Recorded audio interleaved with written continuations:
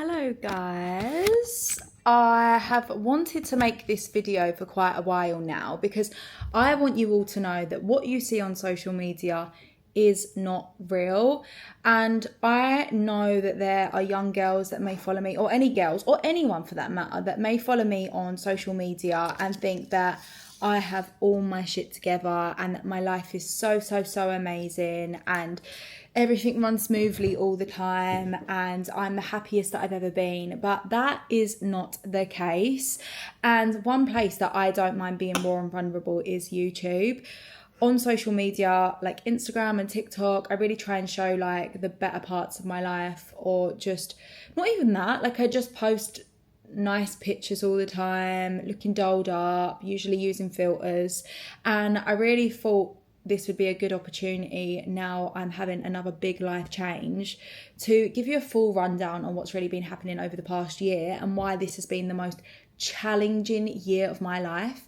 Now I know I'm going to look back when I'm 50 years old and be like, wow, like that year was incredible, like I can't believe I done that. And that's exactly what I wanted from moving to Dubai. I wanted to do something that when I get older, I look back and think like I really did that. I didn't just stay in my hometown in the UK and plod along doing the exact same thing every single day. Like I wanted a big life change where I really got myself out of my comfort zone, and my God, I have got myself out of my comfort zone. I've always been a very independent person, and I've always been an adrenaline junkie, and I've always liked to live my best life and do everything possible in life. But I think I've only just realised like how big of a deal it is to move across the world on your own and face so many challenges along the way. So I'm gonna give you guys a full breakdown of what's been happening over the past year and why you cannot take Instagram as real life. I feel like if you genuinely know me, like my actual people, you'll know that I really am like such a sensitive soul. I'm just a big softie. Like I'm such a lover girl. Like, you know, I love my clients, I love my people, I love my family, I love my friends, and genuinely like everything I've been put through over the last year has had me in constant fight or flight, and I've tried to put on a brave face throughout most of it, but it's just been chaos. Like it has genuinely been one thing after another. So I'm going to tell you guys all about it because like I said, I don't mind being raw and vulnerable with you guys on YouTube, and I want to show you guys that life is just not sunshines and rainbows. Like so many things happen in life that, you know, have caught me off guard or just like haven't been good, and I've had to deal with it. And like looking back, yes, I'm so proud of myself for getting through all of these situations, but no, by no means has it been easy. And I want to put that out there to girls, boys, whoever who watches this, to know that like I don't have my shit together. I try, and like yes, I'm proud of myself for doing everything that I have done, but I do not have my shit together. Now I really don't want to give my ex any more recognition than I have done over the last few months. However, I just want to put things into perspective and why this has had such a big impact on my life over the last year. Obviously, me and my ex broke up in January 2025 and we owned a business together. Again, I keep saying I'm going to talk about the whole business drama, but I'm just going to keep things really short and sweet just for the purpose of this video. My ex cheated on me multiple times. I loved him so much. Well, I thought I loved him so much. You know, I was a good girlfriend. I was loyal. I wanted to marry him. I wanted a future with him. And he cheated on me multiple times. He was a very bad boyfriend, and I don't want girls to look up to me and think like, oh my God, she's had all of her shit together, she knows what she's doing, she's so independent, she's so strong, because I was not strong. I was not strong. Like I put up with so much shit over and over again. Yes, now the position I'm in now, my boundaries are so high, my standards are so high. I haven't dated in the last year and a half, I haven't slept around in the last year and a half, I haven't had a boyfriend in the last year and a half. It's taken me a year and a half to even get to this point now where I feel like somewhat maybe ready to date. But that relationship took such a toll on my self-esteem, on my attachment type, like I have abandonment issues because of it. Like that put me through so much and really changed me as a person, because prior to that relationship, I was such a bad bitch. I mean, I still am, but I would never have taken shit off a man until I was in that relationship. It's so easy to be like, oh, I wouldn't put up with that. I wouldn't put up with that. Because that used to be me. Before that relationship, I used to say to everyone who was in like a bit of a toxic relationship, I would never put up with that. My man would never do that. I would not allow that. When you're actually in it and you're in a trauma bond, it is so hard to stick to your boundaries and your standards in a relationship. Now, I was in a trauma bond, and you know what? Like, I don't even want to just sit here and talk absolute shit about the relationship, but he did cheat on me. And that really does have such a knock-on effect to someone. Like, the way I am now is very, very different to who I was before because of that. Because I was cheated on by someone that I loved so much and cared about so much. Like, it really changes your perspective on love and trust. And that's what I hate the most about him. It's not that he even cheated on me. It's the way I now look at relationships. I used to be, and I still am, such a lover girl. I'm so passionate. I'm so caring. I'm so just want the best for everyone. And I loved love so much, and unfortunately now I do have trust issues and I have my guard up so much. I'm not saying I've become a cold person, but I really have my guard up now. So anyway, that caused me a lot of issues throughout the past year and a half, because as I said, I just look at relationships so differently now, and I find it so hard to give anyone a chance because of that. After spending 5 years of your life with someone who done you so wrong, you really like change as a person. So that obviously happened at the beginning of last year. We still had our business together that I completely set up. It was my business. It obviously was my second salon that we owned together. He invested more money than I did, but it was all my branding, my logo. I did all the work. I did all the admin. I found the premises. I found all the staff members. I found all of the assets. I invested money. I invested time. I invested everything I had into that salon. Cut a really, really, really long story short, he got a new girlfriend straight after we broke up, like within minutes of us breaking up. And him and his girlfriend completely forced me out of that business. They done everything in their power to absolutely force me out of that business, to the point that I was constantly anxious. I was constantly on edge. I never wanted to check my phone because I didn't know what I was going to hear next. I couldn't stand dealing with him any longer, to the point that I just had to walk away from the business because him and his girlfriend were doing everything to force me out of the business. Now, I tried my hardest to still work with him after he cheated on me because I cared about that business so much. If you know me, you know how much I love that business. Like, my salons are my entire life. They're my whole personality trait. Like, I love being a boss bitch. I loved the beauty industry. I still love the beauty industry. Like, I care so much about it. But dealing with someone like that every week, who just is so hard to deal with as it is, and then is doing everything in their power to force you out of the business, I couldn't take it anymore. Everyone said to me, like, keep fighting, take it to court, go legal, like, blah, blah, blah. But I couldn't do it anymore. I was not in a position in my life to deal with that. I was depressed. Like, I hate using that term because it's a very serious term, but I was so depressed.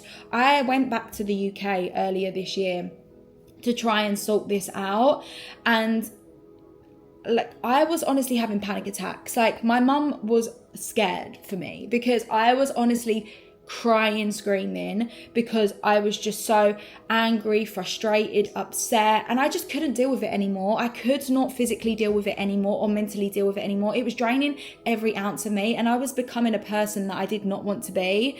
I didn't want to be argumentative. I didn't want to feel anxious. I didn't want to feel on edge constantly. I didn't want to feel miserable constantly. So I chose to walk away from the business simply because he forced me out of it, and I did not take one penny from that business. Not one single penny. Through the time that we opened the business to the time I walked away did I take one penny. I worked in there week after week when I lived in the UK, didn't take a penny. Every treatment that I ever done, I never took a penny. It all went straight back into the business. As I said, I initially invested money as well. And I know it's not all about the money, because for me, it's the sentimental side as well and the emotional ties I had to the salon. The fact that I put so much energy into dealing with the admin and me being the face of the brand and the social media. But essentially, we all work for money. That's why I set up the business to begin with, so that me and him could have had a future together and make money. That's why I set up the business, was to make money from it. So the fact that I walked away with nothing was an absolute killer. But honestly, it saved my mental health walking away from that business. If I didn't, I'm scared to think what would have happened to me, because I was that low in that time in my life. Like, I will get upset even talking about it, because it was the most traumatic time in my life. And I know people probably think it's really not that deep, but it is that deep when you've put your all into a business that you care about so much and that you're so passionate about, and someone who just invested money into it has now got it and given it to his new girlfriend. Like, I don't even want to give it any more attention, genuinely. Like, I have my other salon, my original salon still, that I care so much about and is my baby, and that's what I'm putting all my energy into now. But like, I still get so upset over that salon, because it was a massive part of my life and my personality and my branding and everything that I put into. I can do a full debrief of every little detail of this, because there is so much to it. Like, I've been dealing with this for over a year, and I could go into detail, but at the same time, I just think, what is the point now? Like, it's done, it's dusted. I've walked away from that business. I never have to see his face again. I never have to deal with him again. I don't have to go to court and deal with it. Like, yes, I've lost a lot of money, and I spent months and months and months depressed over this, but it's not even worth my time and energy to even acknowledge him or give him the time of day, because, as I've said previously, he isn't a good person, and I don't want to focus on negative things. I really want to move forward with my life and focus on the positive things and the things that I'm actually grateful for. So obviously that happened. Now, that played a massive, massive, massive part into why I felt so low in Dubai. Dealing with that whilst you live on your own and you don't have that many friends out here and you don't have your family is so hard. Obviously, I was texting my close friends and my family members about it, but you don't get the same comfort as you do if you're actually in their presence. So dealing with that over the last year has been so mentally draining and exhausting. So obviously that happened. When I first moved to Dubai, the first 2 months I really did treat it like a holiday. I was out having fun. I had a couple of friends back from the UK that lived here, so I was going out with them. But making friends in Dubai has been the hardest thing of my life, genuinely the hardest thing. I am very different to the person that I put out on Instagram. As I've always said, I am very, very sensitive. I am such a lover girl. I'm such a big softie. I love nature. I love wholesome things, which you can do in Dubai. But I also am very alternative. I love rock music. I love tattoos. I love motorbikes and skateboarding and boisterous stuff. And as I said, there are people out here that also like those things, but I haven't found anyone as alternative as me. The majority of people in Dubai, from what I've experienced, I'm just going based off of my experiences since I moved to Dubai, are the glamorous girls, the girls that love the luxury, the girls that like going out all the time and getting dressed up. And I did spend a lot of time in Dubai doing that, and I enjoyed it. I'm not going to sit here and be I hated doing that so much, but I could only do it for so long before I realised and had a pep talk to myself that this isn't actually who I am. I don't want to be going to beach clubs every week. I don't want to be going out for fancy dinners every week. What brought me joy was my businesses. What brings me joy is going to tattoo conventions and going to drag racing and motorcycle racing and car racing. And yeah, I know that's not the norm for most people, but for me, that's what brings me joy. And I haven't found that at all in Dubai, at all. Again, I may be looking in the wrong places. I've maybe been mingling with the wrong people, but none of these people were like for me, apart from the few friends that I had from back home and like one other friend that I did make very early on. Other than that, every single person that's come into my life in Dubai has come and gone very quickly. It's like a conveyor belt. People just come and go. People leave the country, new people come. You know, people are there just for a good time and a night out. People just want to go for drinks and meet guys. Like, that isn't me as a person. It's not who I am. Like, that isn't me. As I said, time and time again, I know what you see on Instagram looks like. I enjoy that life and I enjoy, you know, getting dolled up all the time. I do like that, but it's not my personality. It's like 10% of me, if that, 5% of me. Like, it's genuinely not who I am as a person. So, you know, when that starts becoming like your life, the novelty wore off pretty quickly. So that was the next thing, is that it's super hard to make friends. I've been here 10 months now and I only made my bestest friend out here. Like, I know she's going to be a lifelong friend to me because we just had a genuine connection from day one. I feel like she's my soul sister. And I only met her 2 months ago. And she's got me through the last 2 months, genuinely. Like, she's changed my perspective on Dubai. She's changed my perspective on life. She's encouraged me to start YouTube again and doing what I actually love and what I'm passionate about. And like, I just love her so much. But it took me 8 months to meet her in Dubai. Like, it's not easy to make genuine friendships in Dubai, and I'm so fucking grateful for her. Genuinely, and she knows who she is. You all know who she is because she's been in every single video for the last 2 months. But she is just such a beautiful soul, and it has taken me so long to find her. I wish I found her earlier, because maybe my whole Dubai experience would be a lot different. But she's definitely got me through a lot of things, and I just love her so much. So it's really hard to make friendships out here.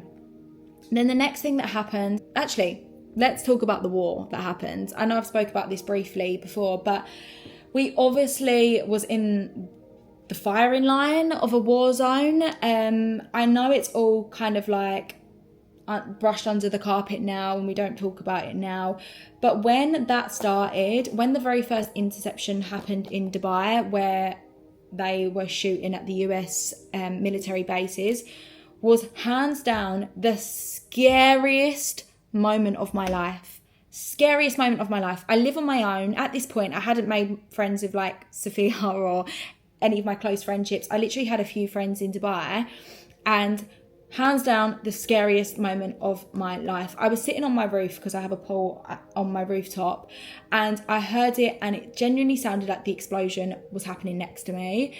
And when you aren't from like a war zone background, obviously I live in London or Kent, like, you know, things like this just happen in the movies. It just was the most scariest thing. I haven't had a panic attack since I was 19 years old, and I experienced my first panic attack, and it was horrendous. Thank God for the people that I did have in Dubai at the time. Everyone was genuinely so supportive and really looked out for one another. And it makes me cry thinking about it. I get really emotional because we were all going through the same thing. Obviously, a lot of people knew that I lived on my own and that I was obviously petrified. And, you know, I literally slept, I didn't sleep for like 3 days because of it, because it was constant interceptions, constant fighter jets over our heads. And I genuinely slept or laid in a tracksuit with my shoes and my passport by the door. Like, that's how scared I was. I was just envisioning like us getting hit and me having to just run. And I even was texting my family, like, I love you so much, guys. Like, I don't want to get upset thinking about it, but I was so scared for my life. Like, now, oh my God, thank God, like, I know what I know now. Like, we were so safe, like, so safe. And it genuinely breaks my heart thinking of like children that have to go through that on a daily basis. Like, their houses are being blown up constantly. And like, I feel so fucking privileged to be in the position that I'm in. I feel privileged to be even able to move abroad, let alone live in a nice apartment where I'm safe. Like, I feel so grateful for that, and it really opened my eyes up to the fact that people have to go through this constantly. And even that in itself just made me really sad, thinking about all these children and people that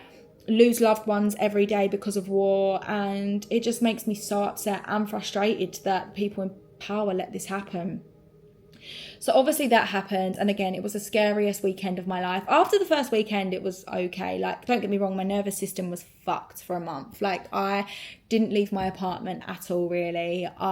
Every time I did leave my apartment, I was like looking into the sky. I was constantly, wouldn't put my headphones in because I wanted to hear if I could hear anything around me, and it genuinely was scary. And yes, we were safe. Like, we really was safe. The UAE government done the most amazing job at keeping us safe, but it still was so scary when you really don't know what's going on and you've never been in a situation like that. It was scary, especially being so far away from my family. And I also just felt so guilty because I knew how worried my parents were and my sister was, and you know, they were constantly checking in on me and they didn't want to scare me, but obviously they was listening to the UK news, which half of it was probably just talking shit, but they was listening to the UK news, which was scaring them even more, and they was just so worried about me. So that obviously was very daunting.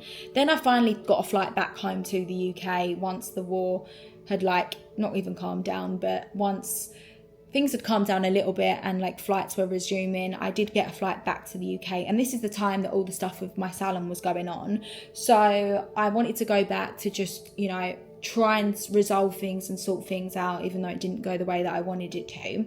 So I obviously went back to the UK, and he won't mind me saying this, but I obviously got back to the UK. This was now in April or end of March, April time. And I was just chilling with my parents. Obviously, it'd been a while since I last saw them. And my dad told me that he was diagnosed with cancer in December. And he had got the all clear, it was skin cancer, and he'd already got the all clear. But he told me that he obviously was diagnosed with cancer, and it was a really, really quick turnaround, thank God.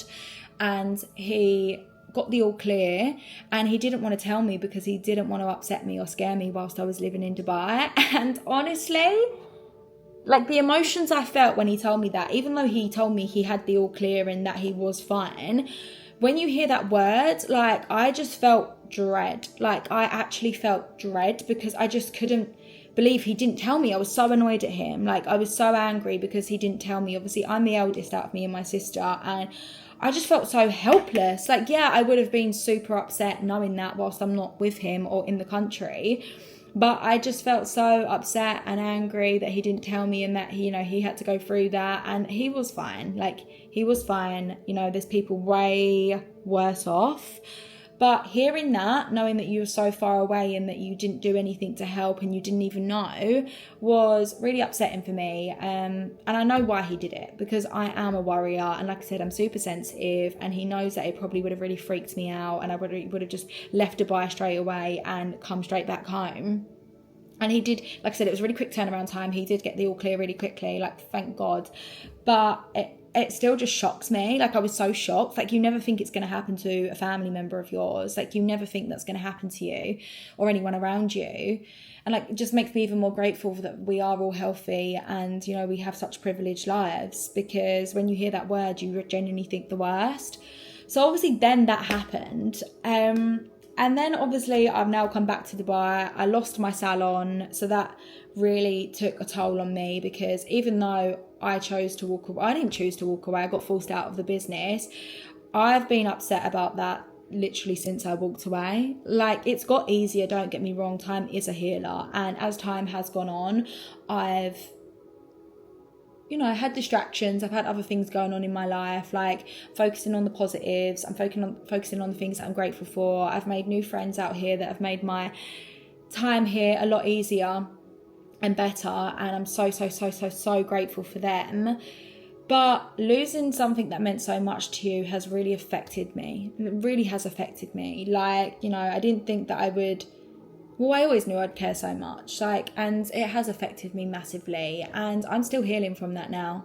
I'm still healing from not the breakup, but being cheated on, being betrayed in such an awful way, bearing in mind, it wasn't just a one night stand. I was betrayed in such an awful way, and some girls can get over that super quickly. Some girls do it back. Some girls get their revenge. I've never had revenge, nor do I want revenge, because that's not in my nature. That's not who I am as a person. I wouldn't do that. Even now, I don't want revenge for the salon, because again, I wouldn't do that. It's not in my nature. It's not who I am as a person. I know it might be hard to believe because I put on this front on Instagram and I portray that I'm this bad boss bitch, and you know, I'm always getting dressed up and I don't care about anything and I don't give a fuck. But genuinely, I'm not. I am such a sensitive soul and I am a good person. Maybe I'm too much of an empath and a people pleaser, and it doesn't do me any good, and I'm working on that. But I don't want to get revenge, and like, it's really been like the hardest year of my life. It has. It's been the most challenging year of my life. Even though the last 5 years of that relationship were also hard, I had so much stability around me. I had my family around me. I had my friends around me. I had a routine, a solid structure. I had my salon, had both the salons. I had routine with work. I was going into the salon every day. I had my staff members. I've had none of that here. I've had none of that here. And yes, it's my choice to move to Dubai. Was I running away from my problems? Yes. I hold my hands up. I was running away from my problems. Yes, this has given me the most amazing opportunities. Yes, my lifestyle here has been amazing. Did I move here for the wrong reasons, in the sense of like running away from those problems? Yeah. Has it given me a new perspective on life? Yes. I've learned so much from the past year, even though it's been the most challenging year. I've grown so much. Don't get me wrong. Like, I have had so many issues since I've moved here, and it has taken a toll on me, but I have gained so many opportunities here. I've now made a friend or friends for life, and for that I am so grateful. Like, I've learned so much, and I genuinely feel like I am the strongest person I've ever been. Like, the things that I've gone through this year, like, I feel like I can genuinely take on anything now. Yes, I still worry. Yes, I'm still sensitive. Yes, I still overthink. Yes, I probably still have attachment issues or abandonment issues or rejection issues now because of what I've been through. But I feel like I am the strongest person that I've ever been. Like, I'm going to be 30 this year. I'm single, no closer to finding anyone, no closer to having children. But I genuinely feel like having this year and a half on my own and going through so much has honestly made me invincible. Like, I know I can take on so many things now and it will be okay. Like, it's always going to be okay. Like, things will always be okay no matter what. And that is what I've learned from the past year, is that no matter what happens, I'll be okay. No matter how much I have to do on my own, I'll be okay. And whatever happens, I've had such a good life. I have had an amazing life. I've achieved so many things. I've ticked off so many goals from my bucket list. I know I'm going to look back when I'm 50 years old and be like, wow, my life was crazy. It was chaotic, it was hectic, but it was amazing. Like, I have achieved so much, because you don't tend to remember the bad days. You remember all of the fun you had and the good days and how exciting your life was. And that's why I urge people to get out of their comfort zone. Yes, it's challenging. Yes, it's hard. Yes, it's lonely. But the way you feel after is so amazing. And I honestly urge people to be single. Go and be single, learn about yourself, spend time with yourself, try new things. If that isn't who you want to be, then try again. And if that isn't who you want to be, start over again. Like, there's no amount of times that you can't keep starting over. You can start over as many times as you want. If you don't want to be in that relationship anymore, start over. If you don't want to be in that job anymore, start over. If something's toxic or isn't aligning with you or isn't adding value to your life, move on to the next. Like, you won't die by doing that. You won't die by starting over. You'll just create new opportunities and a new life for yourself. And new paths will open, new doors will open if you just put yourself out there. And that is what I've learned. Like, I have really put myself out there. I don't care about followers and stuff, but I've gained a massive following on Instagram since I moved to Dubai, because I've really put myself out there with my content and stuff. And yeah, half of it's fake.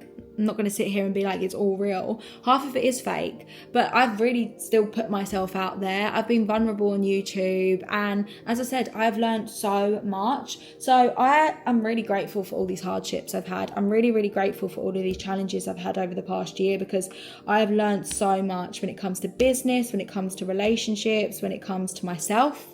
I've learned so much about myself, and I'm still learning every single day. I thought I knew myself so well a year ago.